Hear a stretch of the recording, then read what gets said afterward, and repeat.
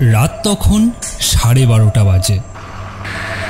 বনগাঁ দীনবন্ধু কলেজের বাস শিলিগুড়ি থেকে ভ্রমণ করে বাড়ি ফিরছিল। বাসটা জঙ্গলের মধ্য দিয়ে যাচ্ছিল। শিলিগুড়িতে সারাদিন ঘোরার ফলে ওরা খুবই ক্লান্ত হয়ে ঘুমিয়ে পড়েছিল। দরজার পাশে সুজিত স্যার ও পার্থ স্যার নাক ডেকে ঘুমোচ্ছিল। লক্ষণ কাকা অর্ধনিদ্রায় বাস চালাচ্ছিল। পাশের সিটে গোপাল কাকা বসেছিল। ঠিক সেই সময় বাসের সামনে দিয়ে এক পাল গরু রাস্তা পার হচ্ছিল। লক্ষণ কাকা সঙ্গে সঙ্গে কষে ব্রেক মারল। কিছুক্ষণ পর রাস্তা খালি হয়ে গেলে বাসটা আবার চলতে শুরু করল। কিছু সময় পর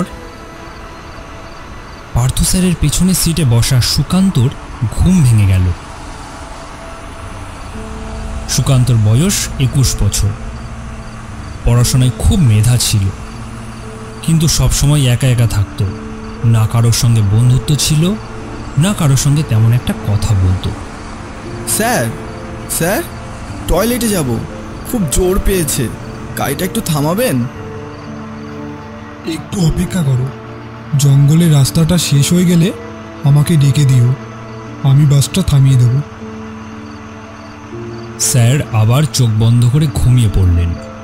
সুকান্ত জানালা দিয়ে বাইরেটা দেখতে লাগলো, কখন জঙ্গলটা শেষ হয়। কিছু সময় পরে যখন জঙ্গলের রাস্তাটা শেষ হয়, তখন সুকান্ত আবার পার্থ স্যারকে ডাকতে লাগলো।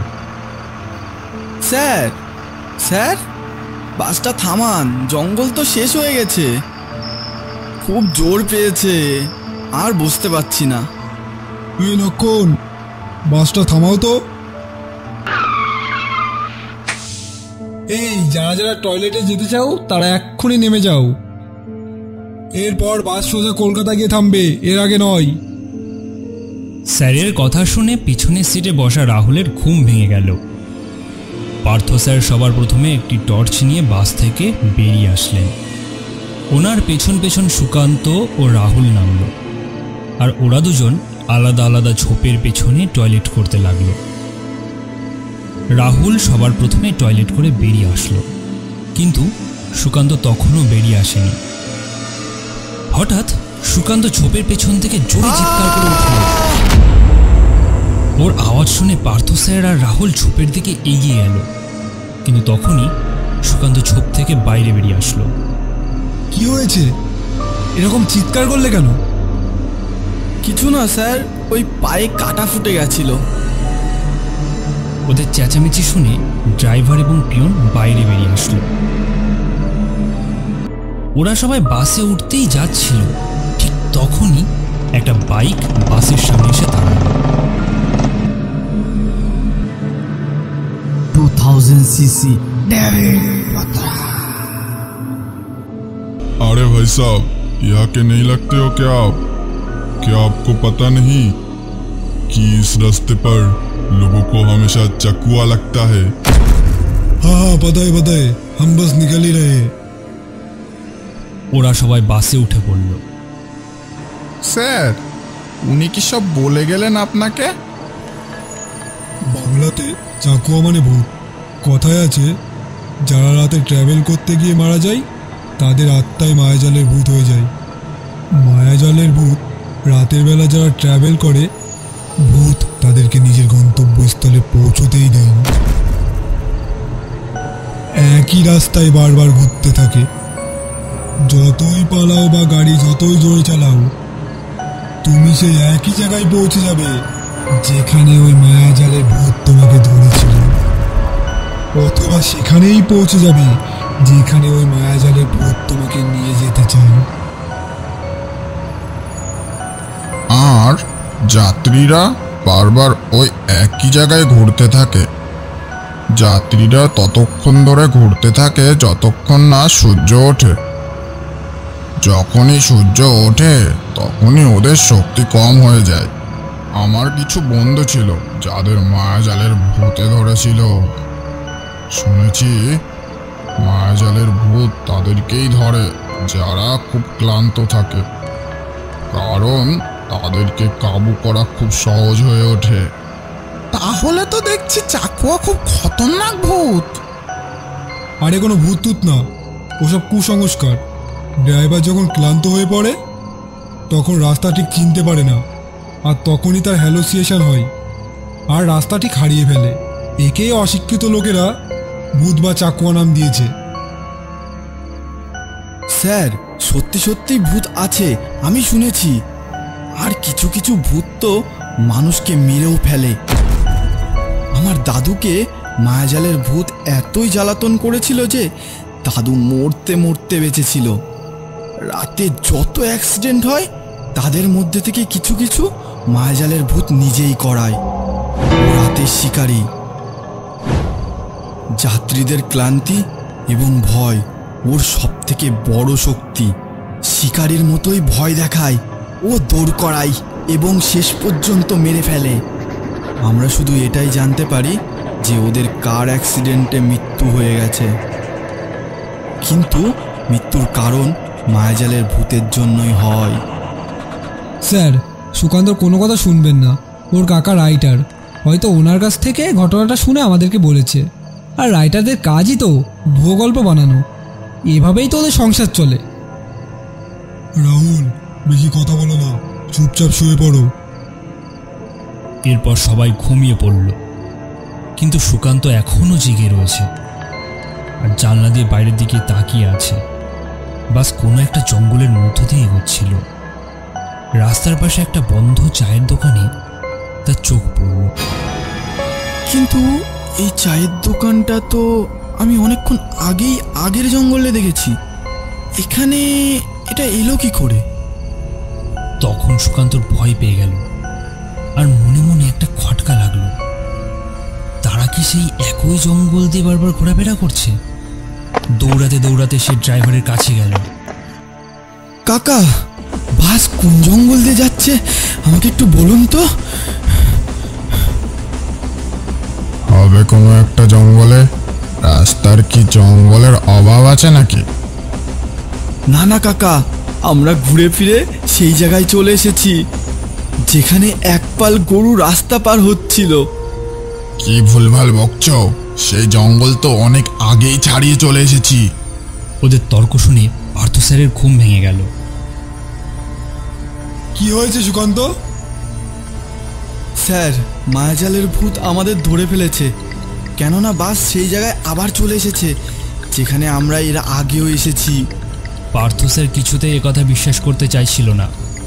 যদি আমার কথা বিশ্বাস না হয় তাহলে বাইরে তাকিয়ে দেখুন, ভাঙা বাসটা উল্টে পড়ে থাকতে দেখবেন। আর কিছুক্ষণ পরেই তারা বাইরে দেখতে পেল বাইরে সত্যি সত্যি একটা বাস উল্টে পড়ে আছে, যেটা তারা এর আগেও দেখেছিল। এটা দেখে সবাই অবাক হয়ে গেছিল। ড্রাইভারও সুকান্তকে বিশ্বাস করতে শুরু করলো। রাহুল পেছনের সিট থেকে আগে চলে আসলো। সবার চেহারায় ভয়ের ছাপ দেখা যাচ্ছিল। বাস তখনও রাস্তা দিয়ে চলছিল। ওরা সবাই বুঝে গেল যে ওদের মায়াজালের ভূত শিকার বানিয়ে নিয়েছে। ড্রাইভার অন্য কোনো রাস্তা আছে কিনা সেটা দেখার চেষ্টা করছিল, কিন্তু ঘুরে ফিরে তারা ওই একই জায়গায় ফিরে আসছিল। আর মনে হচ্ছিল যেন পৃথিবীতে ওই একটাই রাস্তা আছে। স্যার, এই ভূতের হাত থেকে আমরা কি করে রক্ষা পাবো? আমি শুনেছি এই ভূতের হাত থেকে রক্ষা পেতে গেলে একমাত্র সকাল হওয়ার অপেক্ষা করতে হবে। তার মানে আমাদের সারা রাতটা এই ভুতুরে রাস্তা দিয়ে ঘুরতে হবে? একটা কাজ করলে হয় না? যতক্ষণ না সকাল হচ্ছে কোথাও একটা সেফ জায়গা দেখে দাঁড়িয়ে গেলে হয় না? আমি শুনেছি মায়াজালে পড়লে কখনো রাস্তায় দাঁড়ানো ঠিক না। না স্যার, কাকার কাছে শুনেছি যে কোনো সেফ জায়গা যদি পেয়ে যায় তাহলে সেখানে দাঁড়ালে কোনো প্রবলেম হবে না। শুধু এইটুকুই জানো তুমি, আর কিছু জানো না? হ্যাঁ জানি, কিন্তু এটা সঠিক সময় না। যে ভূতটা আমাদের ধরেছে সে যদি নিজে দুর্বল হয় তাহলে তার শক্তি কিছুক্ষণের মধ্যেই শেষ হয়ে যাবে, আর আমরা তার হাত থেকে নিস্তার পেয়ে যাব। এদের এই চেঁচামেচি শুনে সুজিত স্যার ঘুম থেকে উঠে পড়লেন। কি হলো, শিবলি চলে আসলো নাকি? তারপর বাসের মধ্যে থাকা সমস্ত যাত্রীরা সুজিত স্যারকে সমস্ত ঘটনা খুলে বলল। সবার কথা শুনে সুজিত স্যার তো ভীষণ পরিমাণে ভয় পেয়ে গেলেন। স্যার, সামনে একটা গ্রাম দেখতে পাচ্ছি। এটা শুনে সবাই ড্রাইভারের কেবিনের দিকে ছুটে আসে। রাস্তার পাশে তারা একটা বোর্ড দেখতে পায়, যাতে লেখা ছিল শ্রীপল্লীতে আপনাকে স্বাগত। বোর্ডটা দেখার পর সুজিত স্যার বললেন, এটা তো আমার গ্রাম, কিন্তু আমরা এত তাড়াতাড়ি এই গ্রামে পৌঁছালাম কি করে? শিলিগুড়ি থেকে বাস তো ছেড়েছে মাত্র 2 ঘন্টা আগে। এত তাড়াতাড়ি তো পৌঁছানো সম্ভব না। আমার গ্রামে আসতে তো শিলিগুড়ি থেকে 8 ঘন্টা লাগে। এটা আপনার গ্রাম না স্যার, এটা ভূতের মায়াজাল। আপনার মুখে শ্রীপল্লী নামটা শুনে ভূত আমাদেরকে বোর্ড দেখিয়ে ভ্রম তৈরি করার চেষ্টা করছে। ভালোই হয়েছে আমরা শ্রীপল্লী পৌঁছে গেছি। আমার মনে হয় কোথাও একটা সেফ জায়গা দেখে সেখানে ভোর হওয়া পর্যন্ত লুকিয়ে থাকাই ভালো। আর সুজিত স্যারের ঘরের থেকে সেফ জায়গা আমার মনে হয় না কোথাও আছে। কিন্তু স্যার, মায়াজালের ভেতরে কি এক জায়গায় দাঁড়ানো ঠিক হবে? আর মায়াজালের ভূত কখনোই তার এরিয়ার ভেতরে সুরক্ষিত জায়গা রাখবে না। তুই আমার থেকে বেশি জানিস নাকি? ছোটবেলা থেকে আমি এসব শুনে আসছি আমার কাকার কাছ থেকে। লক্ষণ কাকা, বাসটা সুজিত স্যারের বাড়ির দিকে নিয়ে চলুন তো। সুজিত স্যার তার বাড়ির রাস্তা ড্রাইভারকে চিনিয়ে দিল, কিন্তু তখনই তাদের গলিতে অনেক ভিড় দেখতে পেল। ড্রাইভার কাকা বাস সেখানে দাঁড় করিয়ে দিলেন। ভিড়ের মধ্যে দাঁড়ানো সব লোকগুলো জোরে জোরে কান্নাকাটি করছিল, আর ভিড়টা ছিল সুজিত স্যারের বাড়ির সামনে। লোকের কান্নাকাটি শুনে স্যার বাস থেকে নেমে সে ভিড়ের মধ্যে এগিয়ে গেলেন। স্যারের পিছন পিছন সবাই ভিড়ের মধ্যে এগোলো, আর সামনে গিয়ে যা দেখলো তাতে তাদের চোখ কপালে উঠে গেল। তাদের সামনে 4টে লাশ পড়ে আছে, আর লাশগুলো আর কেউ না, সুজিত স্যারের বাবা, মা, ছেলে ও বউয়ের। কেউ যেন তাদের গলা কেটে রাস্তায় বিছিয়ে দিয়েছে। এইসব দেখে সুজিত স্যারের ভীষণ কষ্ট হচ্ছিল। সে কাঁদতে কাঁদতে বলল, কে মেরেছে? কে মেরেছে আমার বাবা, মা, ছেলে, বউকে? কে মেরেছে? তখন তার সাইডে থাকা একটা বুড়ো বলল, তোমার বউ আজ সন্ধ্যাবেলা তোমার ছেলেরা তোমার বাবা মায়ের গলা কেটে ফেলে। তারপর সে নিজেই নিজের গলায় এক টোপে নামিয়ে দেয়। না না, আমার বউ এমনটা করতে পারে না। আমি আমার বউকে অনেক ভালোবাসি, আর আমার বউ আমাকে অনেক ভালোবাসে। ও এমন কাজ কখনোই করতে পারে না। ও কেন করবে এমনটা? কেন করবে? কেন করবে এমনটা? কেন করবে? তুমি তোমার বউকে এমনটা করতে বাধ্য করেছো, না হলে তোমার বউ এমন কাজ কখনোই করতে পারে না। নিশ্চয়ই তুমি ওকে এমনটা করতে বাধ্য করেছো, না? বিয়ের এতদিন হয়ে গেছে, আমি কোনোদিনও আমার বউকে এক ফোঁটা কাঁদতে দিইনি, আর আপনি আমাকে দোষ দিচ্ছেন? হ্যাঁ, তুমি বাধ্য করেছো তোমার বউকে এমনটা করতে। এই নাও ছুরি, এটাতে নিজের গলায় কোপ মেরে নিজের পাপের প্রায়শ্চিত্ত করে নাও। আর এমনিতেও তুমি এই পৃথিবীতে একা বেঁচে থেকে কি করবে? নাও, নিজেকে মেরে ফেলো, নিজেকে মেরে। না হলে ওদের আত্মারা কোনোদিনও শান্তি পাবে না। নাও, নিজেকে মেরে ফেলো, প্রায়শ্চিত্ত করো। তারপর সুজিত স্যার কেমন যেন একটা হয়ে গেলেন। সুজিত স্যারকে ওই বুড়োটা নিজের বশে নিয়ে এসছেন।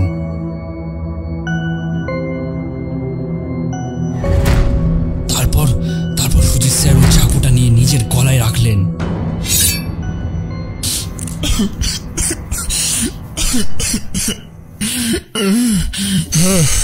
হ্যাঁ, আমি এই পাপের প্রায়শ্চিত্ত করব নিজের জীবন দিয়ে।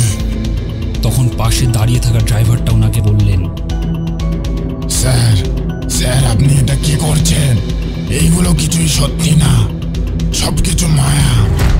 এরা আপনার ছেলে, বউ, মা, বাবা না। এমনটা করবেন না। ফেলে দিন, ছুরিটা ফেলে দিন। এই তুই কোনো কথা বলবি না, না হলে কিন্তু তোকে এই গ্রামের মাঝখানে গলায় দড়িয়ে দিয়ে ঝুলিয়ে দেবো। এটা শুনে ড্রাইভার ভয় পেয়ে সাইডে সরে গেল।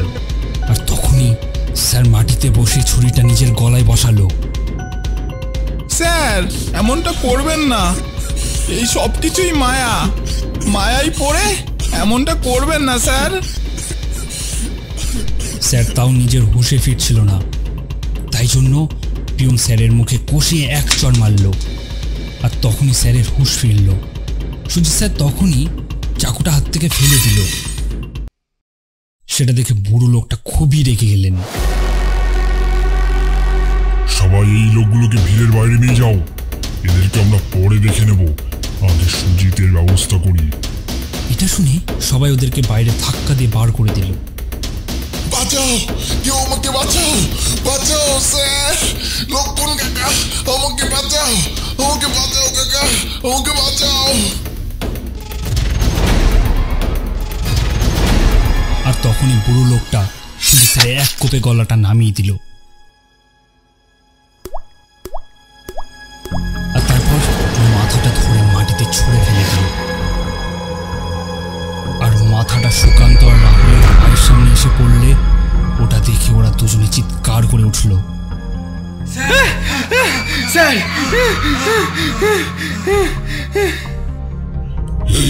এই লোকগুলো সুজিতকে বাঁচানোর চেষ্টা করছিল না?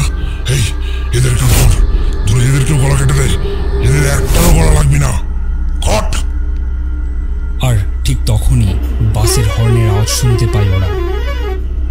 এই এই তোমরা উঠে এসো, উঠে এসো সবাই। স্যার, স্যার উঠে আসুন। ঠিক তখনই সবাই মিলে বাসের দিকে এগিয়ে বাসে উঠে পড়ল। গ্রামের লোকেরা বাসের দিকে এগিয়ে যেতেই লক্ষণ কাকা বাসটা চালিয়ে বেরিয়ে পড়ল। আর যেমন তেমন করে বাসটা নিয়ে গ্রামের বাইরে এসে পৌঁছালো। কিছুটা দূর এগোতেই রাহুল পিয়নকে ডেকে বলল, এটা কি হয়ে গেল মামা? আমরা কি মায়াজালের হাত থেকে উদ্ধার পাবো না? মায়াজালের ভূত কি আমাদের সকলকে মেরে ফেলবে? না ভাগ্নে, তুই মনে সাহস রাখ, আমরা এখান থেকে ঠিক উদ্ধার পাবো। আসলে পিয়নের ভাগ্নে হলো রাহুল। বাস আবারও জঙ্গলে প্রবেশ করল। সুজিত স্যার একটু আগেই মারা গেলেন। সবাই ভয় পেয়ে আছে। পার্থ স্যার বললেন, সুকান্ত, বল এখন আমরা কি করব? আরে এর কাছে কি শুনছো? এর জন্যই তো আজকে আমাদের এই অবস্থা। আর এর জন্যই তো সুজিত স্যার আজকে আমাদের মধ্যে নেই। চুপ কর। আমরা সুজিত স্যারকে বাঁচানোর চেষ্টা করেছিলাম, কিন্তু সুজিত স্যার তখন আমাদের কোনো কথাই শোনেননি। তাই জন্যই সুজিত স্যারকে আজ মরতে হলো।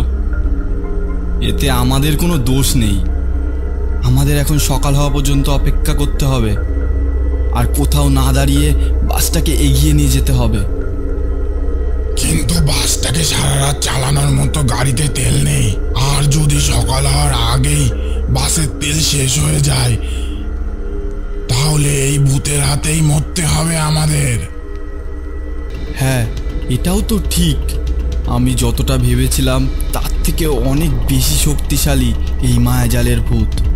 এখন তো অমাবস্যা, হয়তো এটা অমাবস্যার মায়াজালের ভূত। কাকা বলতো মায়াজালের ভূত অনেক প্রকারের হয়, সব থেকে বেশি খতরনাক হলো অমাবস্যার মায়াজালের ভূত। শুধুমাত্র অমাবস্যার রাতেই নিজের শিকার খুঁজতে বের হয়। এরা দুটো একটা লোকের শিকার করে না। যখন অনেক বেশি যাত্রী থাকে ঠিক তখনই তাদের উপরে হাবি হয় এই ভূত। সে সবার প্রথমে যাত্রীদের মধ্যে সব থেকে ক্লান্ত হয়ে যাওয়া ব্যক্তিকে খোঁজে আর তাকে ভয় দেখায়। আর যখন সে ভয় পেয়ে মারা যায় তখন তার শরীর কবজা করে নেয়, আর বাকি যাত্রীদের ভেতরে থেকেই নিজেদের মধ্যে ঝামেলা তৈরি করে। আর যাত্রীরা ওই মায়ায় পড়ে একই জায়গা দিয়ে ঘুরতে থাকে। আর যখন ক্লান্ত হয়ে পড়ে ঠিক তখনই তাদেরকে শিকার বানিয়ে ফেলে। আর আমার মন বলছে যে ভূত আমাদের পিছু নিয়েছে সে আর কেউ না, অমাবস্যার মায়াজালের ভূত। আর সে আমাদের মধ্যেই কারো একজনের শরীর কবজা করে রয়েছে। আর এটা শোনার পর সবাই ভয়তে কাঁপতে শুরু করলো।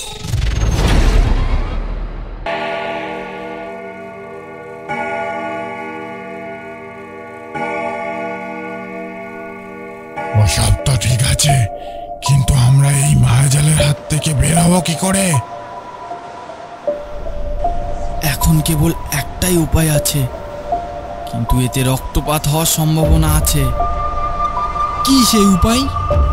মায়াজালের ভূত আমাদের কারো না কারো মৃত শরীরের ভিতরে ঢুকে আছে। আগে তাকে খুঁজে বার করতে হবে, তারপর তাকে মেরে ফেলতে হবে, কারণ তার আত্মা মৃত শরীরের উপর বেশিক্ষণ কবজা করতে পারে না।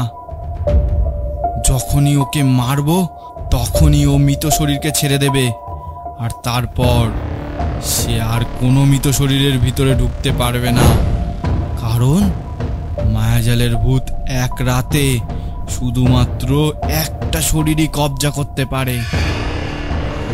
আমাদের মধ্যে মায়াজালের ভূত কে হতে পারে? ওই মায়ার ভূত পিছনে শুয়ে থাকা ছেলেদের মধ্যে নেই, কারণ ওরা কেউই হুঁশে নেই। আমাদের 5 জনের মধ্যেই একজনের শরীর কবজা করে রয়েছে। কি, আমরা 5 জনই তো বেঁচে আছি? না, আমাদের মধ্যে একজন প্রথমেই মারা গেছে। ওকে মায়াজালের ভূত মেরে দিয়েছে আর ওর শরীরটাকে কবজা করে নিয়েছে। কবজা করার পরে মৃত শরীর দেখতে একদম জীবন্ত মানুষের মতো লাগে। কিন্তু কে সে? তখন সুকান্ত চুপচাপ হয়ে গেল এবং রাহুলের দিকে তাকালো। বাস তখনও জঙ্গলের রাস্তা দিয়ে চলছিল। ড্রাইভার বাস চালাতে চালাতে পিছনের কথোপকথন শুনছিল, কারণ ও জানতো যদি বাস থামায় তাহলে মায়াভূত তাদের সকলকে মেরে ফেলবে। বাসের ভিতর নীরবতা ছেয়ে গেছিল।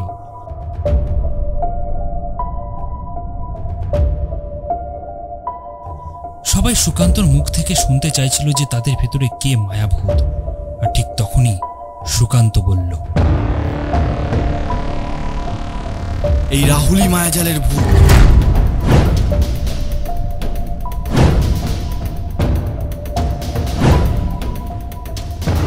এই, তোর মাথা ঠিক আছে তো? কি এসব উল্টোপাল্টা বলছিস? মানছি তো কাকা অনেক ভূতের গল্প লিখেছে, তাই বলে তুই যা তা বলতে পারিস না। বিশ্বাস করো সবাই, রাহুলই মায়াজালের ভূত। যখন আমরা ওই নির্জন জায়গায় টয়লেট করতে গেছিলাম, তখনই রাহুলকে একটা ছায়ার সঙ্গে কথা বলতে দেখেছিলাম, আর সেটা দেখতে গিয়েই আমার পায়ে কাঁটা ফুটে গেছিল। আর তখনই আমি চিল্লিয়ে উঠি, আর তখনই সেই ছায়াটা অদৃশ্য হয়ে যায়। হয়তো তখনই ও রাহুলকে ধরেছিল আর ওর শরীর কবজা করে নিয়েছিল। স্যার, তাড়াতাড়ি তাড়াতাড়ি ওকে মেরে ফেলুন, না হলে ও পালিয়ে যাবে। এটা শুনে সবাই অবাক হয়ে গেল, কিন্তু সুকান্তর কথায় কিছু তো দম ছিল। এই সুকান্ত, মুখ সামলে কথা বল। ভাগ্নে হয় ও আমার। কেউ যদি ওর গায়ে হাত দিয়েছিস তো তাকে মেরে ফেলবো। স্যার, গোপালের কথা শুনবেন না। আমারও মনে হয় এই মায়ার ভূত। কেননা আমরা সবাই সুকান্তকে চিৎকার করতে শুনেছি। ও মিথ্যা কথা বলছে না। সন্দেহ তো সুকান্তর উপরেও হচ্ছে আমার। ও তো টয়লেট করতে জঙ্গলের পিছনে গিয়েছিল, আর দেখাই যাচ্ছিল না। আর পার্থ স্যারও তো আমাদের নজরের বাইরে ছিল। আর তখনই হয়তো পার্থ স্যারকে মায়ার ভূত বাসের নিচে গিয়ে মেরে ফেলেছিল। তাহলে সন্দেহ তো দুজনের উপরেই করা উচিত। না না, আমি বেঁচে আছি, আমি মায়ার ভূত হতেই পারি না। না না, সুকান্ত তখন থেকে আমাদের সাহায্য করে যাচ্ছে। ও মায়ার ভূত হতেই পারে না। ও যদি মায়ার ভূত হতো তাহলে আমাদের সাহায্য করতো কেন? আর বাকি থাকলে তুমি, আর তুমি তো ড্রাইভারের পাশে ছিলে। এই জন্যই রাহুলই মায়ার ভূত। আরে স্যার, এই পিয়নের কথা বাদ দিন। আপনি সিটের নিচ থেকে রডটা বার করে রাহুলকে মেরে ফেলুন। পার্থ স্যার সিটের নিচ থেকে রডটা বার করে রাহুলকে যেই মারতে যাবে, তখনই রাহুল ওখান থেকে সরে পড়ল। আর ঠিক তখনই পিয়ন পিছন থেকে রডটা ধরে কেড়ে নিল এবং পার্থ স্যারের মাথায় জোরে একটা বাড়ি মারল। আর তখনই পার্থ স্যার ওখানেই মারা গেল। আর তখনই সুকান্ত জোরে চিল্লিয়ে উঠল, লক্ষণ মামা, এরা দুজনে স্যারকে মেরে ফেলেছে। সঙ্গে সঙ্গে ড্রাইভার বাস থামিয়ে দিল। তুমি শোধরাবে না, এই জন্যই প্রথমে তোমাকেই মারতে হবে।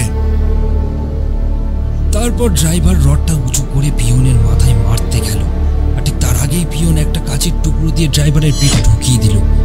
আর তখনই ড্রাইভার চিল্লিয়ে উঠল এবং নিচে পড়ে গেল।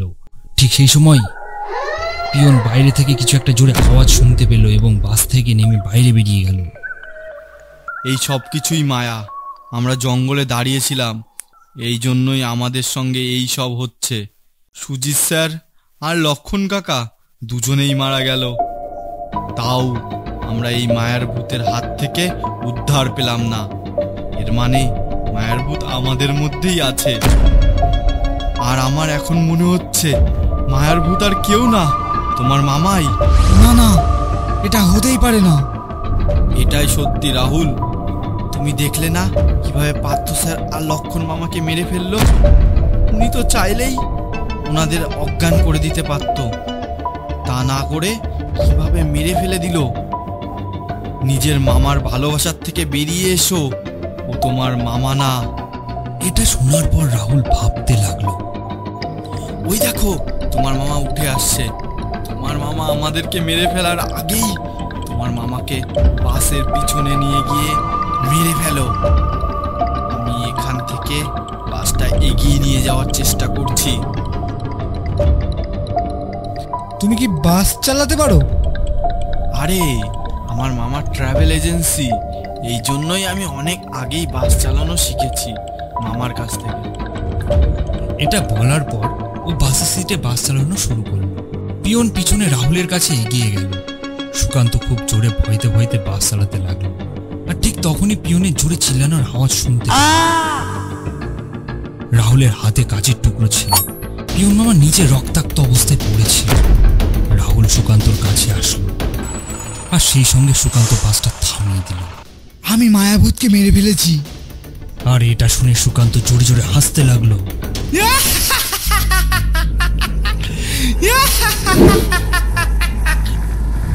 হাসতে হাসতে সুকান্তর চোখ দুটো হঠাৎ লাল হয়ে গেল। কিন্তু মায়া জালের ভূত তো আমি।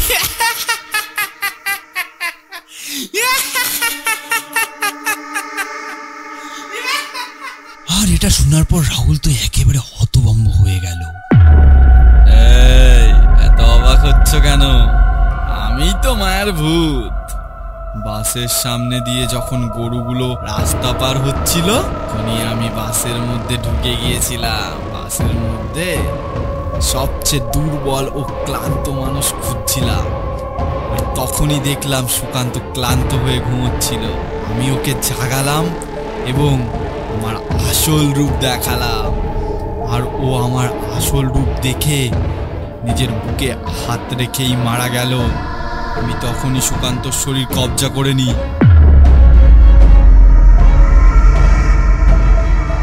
যখন তোকে দেখলাম তুই অর্ধনিদ্রায় ঘুমাচ্ছিলিস, টয়লেটে যাওয়ার জন্য চিন্তা ভাবনা করছিলিস, তখনই আমি আমার খেলা শুরু করলাম।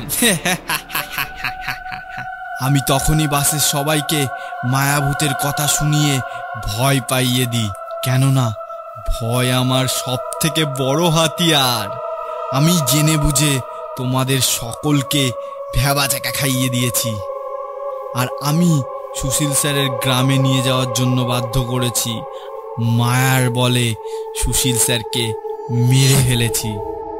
আমি পার্থ স্যার, তোর মামা আর ড্রাইভারকে নিজেদের মধ্যে গন্ডগোল বাঁধিয়ে দিয়ে মেরে ফেলেছি। আর সবশেষে তোর হাত দিয়ে তোর মামাকে মেরেছি।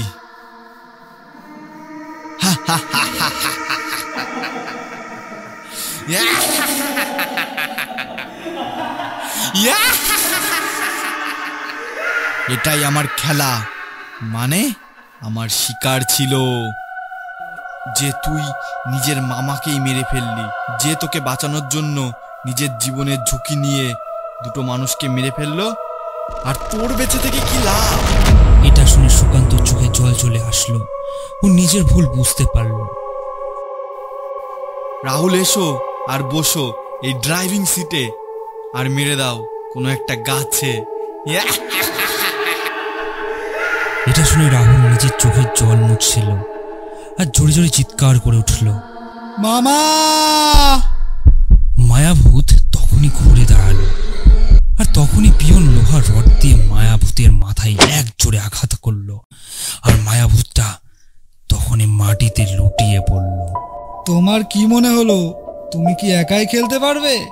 আর আমার তো তখনই সন্দেহ হয়েছিল যখন তুমি পার্থ স্যার এবং লক্ষণ কাকার মৃত্যু দেখে হাসছিলে।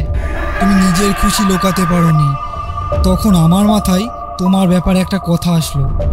জেনে বুঝে তুমি আমাদের মায়াজালে আটকেছো আর তোমার জন্য সুজিত স্যার মারা গেছে। তুমি আমার উপর মায়াভূত ভর করার মিথ্যা অপবাদ দিলে আর আমার মামা পার্থ স্যার এবং লক্ষণ কাকার জীবন নিয়ে নিলে। আর তারপর সব শেষে আমাকে আমার মামার জীবন নিয়ে নিতে বললে।